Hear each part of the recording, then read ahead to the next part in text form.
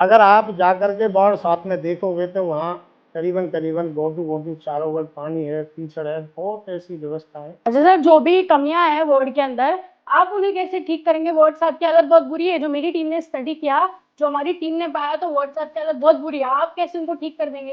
10 बार से वो पार्षद, 10 साल से पार्षद रह रहे हैं। अच्छा, तो फिर भी उनको कॉलोनी में फिर पानी भरा उसके है? बाद भी उसमें कॉलोनी में पानी भरा हुआ है। कौन सी पार्टी से अपना भाग्य आजमाने जा रहे हैं आप इस बार? वार्ड 7 का अगर कोई भी खिलाड़ी बनना चाहता है और अगर खेल में कहीं भी कोई उपलब्धि लेके आता है तो मैं उसको 100% पूरा सपोर्ट। अच्छा सर, लाला पहलवान अगर वार्ड 7 से पार्षद बनते हैं तो क्या कुछ विशेष और खास चीजें वार्ड 7 की जनता के लिए करेंगे? नमस्कार, वो मुनाले का मेड़तवाल निकाय चुनाव के बीच भरतपुर लाइव की खास और विशेष पेशकश अपने पार्षद प्रत्याशी को जाने में आप सभी का एक बार फिर से स्वागत है।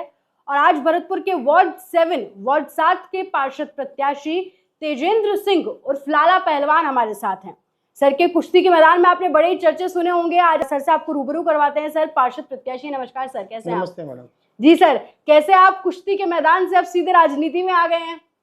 मैडम, पहले तो मैं आपको भरतपुर लाइव और R1 को लिए बहुत बहुत धन्यवाद देता हूँ कि आपने मुझे इस काम के लिए चुना, इसका मैं आपका आभारी हूँ। और कुश्ती के क्षेत्र में मेरा गांव पास में ही पड़ता है, अजान गांव पड़ता है यहाँ से, भरतपुर से 14-15 किलोमीटर। छोटे से कई पहलवानों से सीखा था कुश्ती के क्षेत्र में आने के लिए। मैं राष्ट्रीय और अंतर्राष्ट्रीय लेवल पे अपना परचम कुश्ती में लहरा चुका हूँ। WFI का मैं इंटरनेशनल रेफरी भी हूँ और मेरी बेटी भी इंटरनेशनल पहलवान है। क्या बात है सर। और मेरा बेटा भी कुश्ती में, कबड्डी में इसमें रहता है। पूरा परिवार मेरा खेल के जुड़ा हुआ है। अच्छा सर, अब राजनीति में आप आ रहे हैं तो क्या कुछ थॉट्स हैं आपके दिमाग में? राजनीति में आने का एक खिलाड़ी का सबसे पहला मेन उद्देश्य मैडम ये है मेरा कि मैं अगर खिलाड़ी बनाना है तो राजनीति भी जरूरी है, खिलाड़ी के साथ साथ रहना। खिलाड़ी और राजनीति दोनों एक पहलू हैं। खिलाड़ी भी खिलाड़ी है और राजनीति भी एक खिलाड़ी है। इसलिए खिलाड़ी से राजनीति में आने का मेरा उद्देश्य था, हमारे अच्छे खिलाड़ियों को उसमें मैं राजनीति में जाकर के प्रोत्साहन कर सकूं। जैसे दिल्ली, हरियाणा, पंजाब में बहुत सारे खिलाड़ी राजनीति के क्षेत्र में अपना कदम उठाए। इसी उद्देश्य को देखते हुए मैंने डॉक्टर दिगंबर सिंह जी से सीखा देखा राजनीति में, वो मेरे गुरु रहे और उन्होंने मेरे लिए बहुत बड़ी, इस राजनीति के क्षेत्र में उन्होंने मुझे बहुत कुछ सिखाया है। अच्छा सर, कौन सी पार्टी से अपना भाग्य आजमाने जा रहे हैं आप इस बार? मैं अपनी विश्व की सबसे बड़ी हमारी एक पार्टी है भारतीय जनता पार्टी, मैं उसका एक छोटा सा कार्यकर्ता हूँ। उस पार्टी अगर मुझ पर भरोसा करती है, बाढ़ में अगर मेरे को टिकट मिलता है तो मैं पूरा पार्टी का समर्थक और पूरी निष्ठा से पार्टी के साथ काम करूंगा। और मुझे भरोसा है, मेरे पार्टी मुझ पर भरोसा करेगी और मुझे पार्टी अपना सिंबल दे करके बाढ़ में मुझे भेजेगी। अच्छा सर, वार्ड 7 से आप मैदान में उतर रहे हैं तो वार्ड 7 में क्या कुछ मुख्य परेशानियां हैं, क्या कुछ स्टडी किया आपने उस पर? वार्ड 7 में मैडम क्या है, इतनी परेशानियां हैं कि आपको गिनाना यहाँ इस मंच पे आपके RB के दिखा नहीं सकते, सिर्फ मुंह से बोल सकते हैं हम। अगर आप जाकर के वार्ड 7 में देखोगे तो वहाँ करीबन करीबन गोटू चारों ओर पानी है, कीचड़ है, बहुत ऐसी व्यवस्था है। उस वार्ड 7 में हमारे भाई हैं, वो पूर्व पार्षद थे, अब पूर्व पार्षद ही हो गए, वो आज से आचार संहिता लग गई। तो उन्होंने जो वहाँ किया वो काबिले तारीफ है, देखना पड़ेगा जाकर के भाई ने हमारा कैसा अच्छा काम किया है। वो हमारी जनता बता रही है बाढ़ की कि वो उस बाढ़ को छोड़ के चले गए।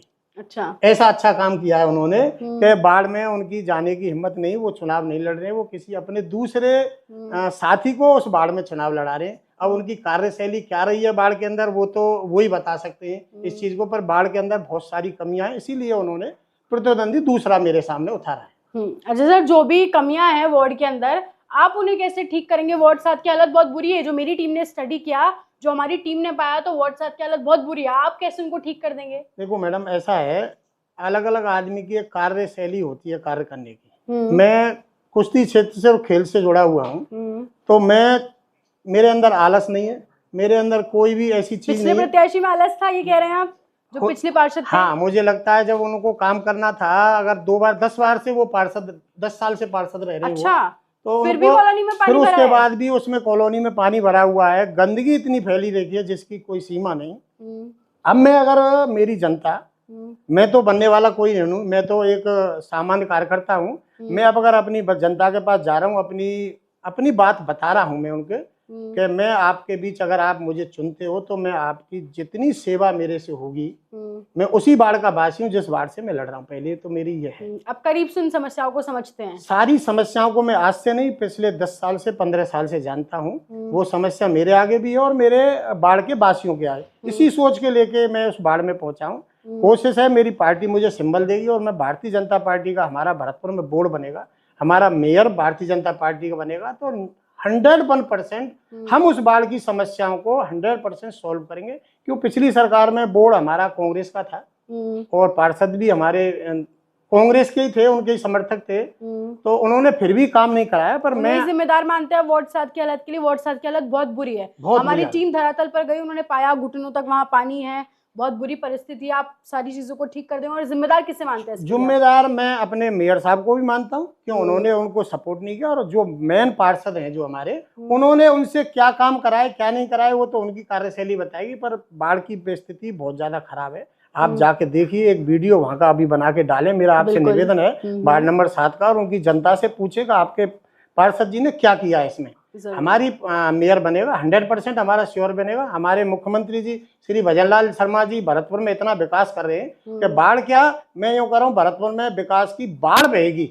आने वाले 5 साल में भरतपुर एक इतना बड़ा अच्छा सिटी होगा। अगर लोगों को थोड़ा सा कष्ट हो रहा है, मैं उनसे भी हाथ जोड़ के कहना चाहूंगा, इस कष्ट को थोड़े दिन सहन करें। और इतना बड़ा विकास हमारे माननीय भजनलाल शर्मा जी भरतपुर के लिए कर रहे हैं कि बाढ़ नहीं, सारा भरतपुर क्लीन होगा, कहीं गंदगी नहीं होगी, कहीं रोड ऐसा खराब नहीं होगा, ये मुझे दृढ़ विश्वास है। अच्छा सर, लाला पहलवान अगर वार्ड 7 से पार्षद बनते हैं तो क्या कुछ विशेष और खास चीजें वार्ड 7 की जनता के लिए करेंगे? वार्ड 7 के लिए अगर लाला पहलवान, पहले तो पहलवान लगा हुआ है, मैं खिलाड़ी हूँ। 100% मेरे वार्ड में जो भी खेल की समस्याएं और खिलाड़ियों की, मैंने अभी आपको माध्यम से एक बात और बताना चाहूंगा थोड़ी सी। मैंने अभी एक international LP international sports academy भी बनाई है, जो खिलाड़ियों के लिए बनाई है। स्विमिंग की भरतपुर में ही बनाई है, अभी प्राइवेट एकेडमी बनाई है हम सब लोग, सबके सहयोग से। उसमें खिलाड़ियों को, उनके हमारे वार्ड 7 के जो भी खिलाड़ी, उनको जो भी सुविधा चाहिए वहाँ उनको सुविधा मिलेगी। क्या बात है, अभी से फ्री कर दी? अभी से फ्री कर दिया। वार्ड 7 का अगर कोई भी खिलाड़ी बनना चाहता है और अगर खेल में कहीं भी कोई उपलब्धि लेके आता है तो मैं उसको 100% पूरा सपोर्ट करूंगा। जहाँ भी उनको मेरी सपोर्ट की जरूरत पड़ेगी, तन मन धन से मैं अपने भाइयों के साथ रहूंगा जब भी उनको जरूरत पड़ेगी। और बाढ़ में जो भी समस्याएं 100% मैं तो क्या खत्म करूंगा, मेरे जो मेयर बनेंगे भरतपुर के और हमारे भजनलाल शर्मा जी जो हैं, वो उन समस्याओं को हम उनके पास लेके जाएंगे, वो हमारा पूरा सहयोग करेंगे और उन समस्याओं को हम खत्म करेंगे। क्या कहेंगे आप इस पूरी बातचीत पर? हमें जरूर बताओ। और आपके क्षेत्र के पार्षद प्रत्याशी कैसे हैं, वो कितना काम किए हैं, आपको उनसे कितनी उम्मीदें हैं, कितनी निराशाएं हैं, वो भी आप हमें कमेंट सेक्शन के माध्यम से जरूर बताएं। और ऐसी तमाम अपडेट्स और खबरों के लिए आप देखते रहें भरतपुर लाइव।